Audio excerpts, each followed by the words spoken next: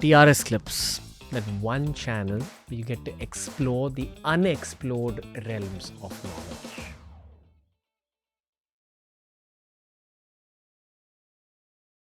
Tiny conspiracy theory tangent. Let's go. Tesla. What about it? Do you think Tesla discovered... Tesla the man. Yeah, the sign. Yeah, Tesla the man. Okay. Do you think Tesla the man discovered a lot more? I don't. Do you think what all his scientific discoveries were published? No, look, I don't love the Tesla conspiracy, but I have my own conspiracy. Which is? I think one of my biggest concerns is that the United States used two gentlemen as a proxy for the U.S. government. One was named Roger Babson. The other was named Agnew Bainson. They were both rich, and they funded anti-gravity projects. And that led to something called the golden age of general relativity. And I think that's one of the most mysterious aspects of current physics and science history. It was like the Manhattan Project. So if you think about the Manhattan Project, it was a conspiracy. You take all these smart people, you put them in a boys' school in the middle of New Mexico. They're working on the ultimate doomsday weapon. And the U.S. learned how to do a great science conspiracy. That was a great science conspiracy. I think that they may have done one after that. Which years was this in, roughly? Los Alamos was like 1942 to 45 or something like that, 41 to 45. Okay. And that resulted in the atomic bomb. No. The anti-gravity one. Would be around 1952 to 1973. What do you mean by an anti-gravity project? What if the U.S. federal government decided that we needed to engineer gravity? You see, we know how to engineer. We have four forces. We have electromagnetism, gravity, the weak force, and the strong force. So you and I are able to put out a podcast because we know how to engineer with one of those forces called electromagnetism. That's what provides the light. That's what flips the magnetic particles on the materials that store the episode. In 1945, we got access to the strong force together with electromagnetism, and we blew up two Japanese cities called Hiroshima and Nagasaki. And then in 1952, we learned how to fuse rather than cleave atoms. And we got further access to the strong force. Okay, so that leaves two forces. We have never shown that we know how to do gravitational engineering nor weak force engineering. You would imagine that a government would think that. I would imagine that India and Pakistan and Russia and China have thought this. But I would imagine that between 1952 and around 1973, the U.S. government probably had a special access program that resulted in the golden age of general relativity. That was its public face. And the private face was probably to see whether or not there were national interest applications. Explain this in sci-fi terms. We tried to warp space and time. A time machine. We tried to do something inconceivable to see whether it was possible. We did this in part through a company called Glenn L. Martin, which became Martin Marietta, which became Lockheed Martin. So the Martin after Lockheed is, I think, where we did it. I think we did it in Baltimore, Maryland, at a place called the Research Institute for Advanced Study, which almost no one has ever heard of unless they listen to me and now Jesse Michaels. But do you think that's what it was, a time machine? I think they were trying to do gravitational space-time engineering. So they were trying to bend space-time. Look, these guys had just unleashed the power of the sun. I think India was trying to do this. I think that the reason that the Tata Institute for Fundamental Research dates from 1952 is that India figured it needed to get on the thermonuclear bandwagon ASAP. And I don't think that India recognizes that South Bombay, Navy Nagar, is the birthplace of quantum gravity. Nobody knows this. Yeah, this is the first time hearing about this. Because you've all gone mad and everybody's forgotten everything and no one knows how to think. And so anybody who does is treated like a lunatic. Mm. Yeah. I think that the most beautiful place in Bombay is TIFR, and it is the birthplace of quantum gravity. And a guy named Bryce DeWitt and his wife Cecile DeWitt Moret took a postdoc here and had their child here. And 1952 is the exact start date of when India got super serious about physics. Mm. And that's why you guys are the blinding outpost of genius in this region. Why do you think they didn't talk about that particular government project related to the time machine? Whoever gets there first, it's like Los Alamos all over again. How long did the US have the atomic bomb with no one else having an atomic bomb? Mm. I want you just to think about it like this. You have four forces. There was a horse race with respect to electromagnetism. You know, Michael Faraday, James Clerk Maxwell. I have to imagine that the British Empire got a lot of power out of being first in that race. Then you had a race with the strong force, and the United States got there first. But the Soviet Union had a spy inside of our conspiracy. Our conspiracy was called the Manhattan Project. It took place at Los Alamos at a boys' school. And it created an engineering product that was delivered to Japan.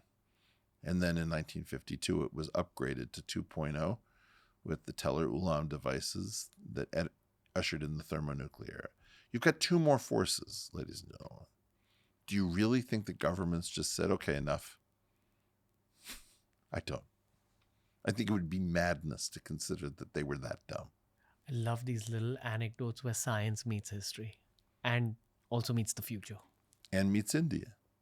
I'm not kidding around. You know, this is a serious, serious place. As a scientist, do you think they would have figured how to time travel? Do I think that they did? No. You don't think it went anywhere? I wouldn't say that. I don't think that they succeeded in their ultimate goal. I think that the secret program existed. I can tell you that I think it involved John Archibald Wheeler, Bryce DeWitt, Richard Feynman, Desser, Arnowit, Freeman Dyson. I can tell you the names. I can tell you the places. I can tell you that I think that they created two what are called cutouts, sort of government organizations that are represented by front companies or people. You know, so I think Jeffrey Epstein is an example of a cutout. But I think that the two cutouts were Roger Babson and Agnew Bainson, and that they funded the golden age of general relativity. And it's right out there in the open. And it's just that people are unaware of how special access programs work. Maybe Elon will open it again with his cowboy. Yeah. Yeah, I think so. Well, Elon's funny because he doesn't seem to be a member of the club. Of a secret society. Well, did you notice the way that they snubbed him at the electric vehicle summit on the White House lawn? They invited everyone other than Tesla Motors.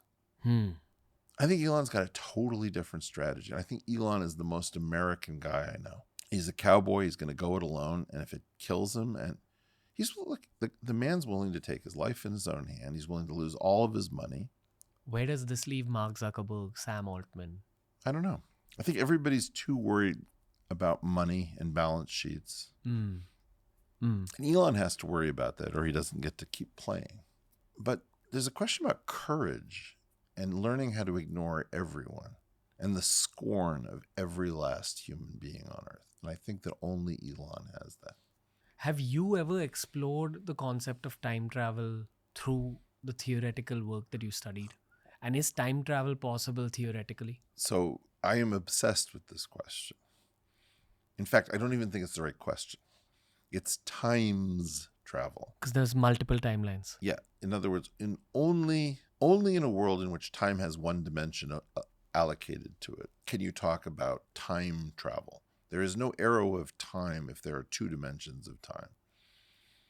And I believe that in total, there are either 5 or 7 dimensions of time. So in other words, there are either 4 or 6 additional dimensions of time that we don't know anything about. You mean 4 or 6 additional timelines? No. I mean that every dimension in physics has to be allocated to either being space-like or time-like. So if you ever read a book called Flatland, it's a book in which there are two dimensions of space, right? And so you can think about, if you're in New York, you can think about streets versus avenues. So the streets are one kind of hash, and then perpendicular to them are avenues. So you can be on 2nd Avenue, 3rd Avenue. You can be on 54th, 53rd, 56th Street. It's like the world of an ant. The world of an ant. But now, if you get to a very tall building that might be at the corner in some city of, 53rd Street and 2nd Avenue, you can ask, what floor should I meet you on? The 11th floor? The 56th floor? That's another dimension. So that would be another spatial dimension. So if you've never seen a high-rise building, it might confuse you that you have to specify the floor that you're supposed to meet at. Okay. So that's what an additional spatial dimension is like. What happens if there are additional temporal dimensions? We can't even think about this. What is it, temporal? Time-like dimension. Okay. So you're not that old, sir, but you might have run across a cassette tape. Have you ever? Yeah. So if you play a cassette tape way back when, and you got to the end and you want to go back to your favorite song, you have to go back through every single song in order to play it. So that's what we mean by time travel. Can you go back in time? Can you go back through the cassette tape of things that happened?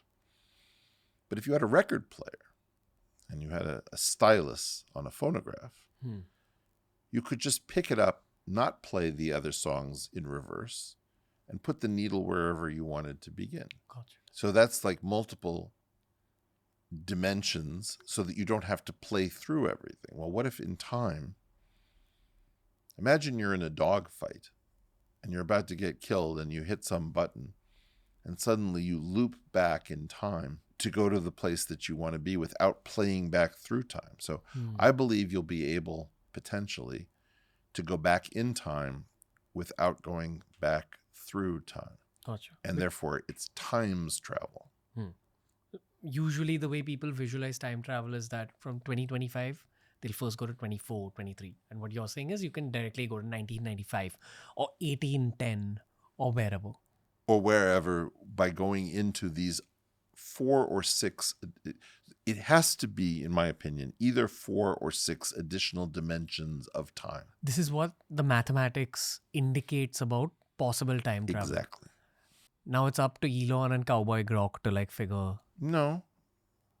I'm racing these guys and I'll Really? stay in the... Yeah. No, look, when you invite a crazy person on your show...